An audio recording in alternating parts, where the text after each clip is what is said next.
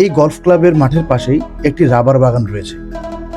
গাছের নিচে বসে বসে যদি শীতল হাওয়া অনুভব করতে চান তাহলে এই জায়গাতে কিছুক্ষণ বসে থাকার অনুরোধ রইল।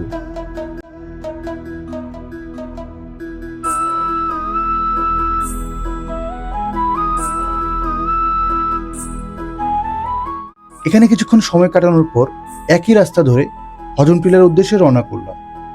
হজনটিলা যাওয়ার রাস্তা খুব ভালো না হলেও রাস্তার দুপাশে সারি সারি চা পাতা আপনার মন শান্ত করতে বাধ্য।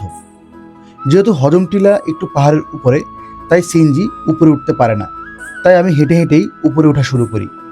মাত্র 10 মিনিটের মধ্যেই উপরে উঠে পড়ি। উপরে উঠতে উঠতে চারপাশের পরিবেশের কারণে আপনার মন জুড়িয়ে যাবে, কিন্তু একবারে চূড়ায় উঠে যেতে পারলেই শান্তি। এবার বুক ভরে নিন নির্মল হাওয়া। রোজা রেখে এখানে আসাটা খুবই কষ্টকর। সিএনজি নিয়ে আসলে আসলে এখানে ওঠা যায় না, সিএনজি বেসিক্যালি উঠতে পারে না, তারপর নিজেই হাঁটা লাগে। তারপরও নিজের পায়ে হেঁটে হেঁটে ওঠার পরে এই ভিউটা দেখার পর ভাই আর মানে মন পুরো শান্ত হয়ে যায়, দিল পুরো খুশ হয়ে যায়।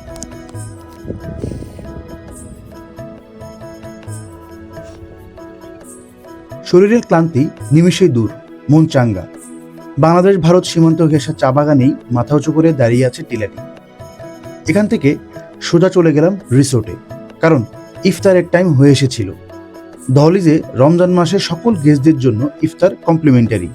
সবচেয়ে মজার ব্যাপার হচ্ছে দহলিজে গল্পের বই পড়ার খুব ভালো ব্যবস্থা আছে, আর সন্ধ্যাবেলায় দহলিজের ভিলাগুলোর লাইটিং খুবই চমৎকার ছিল।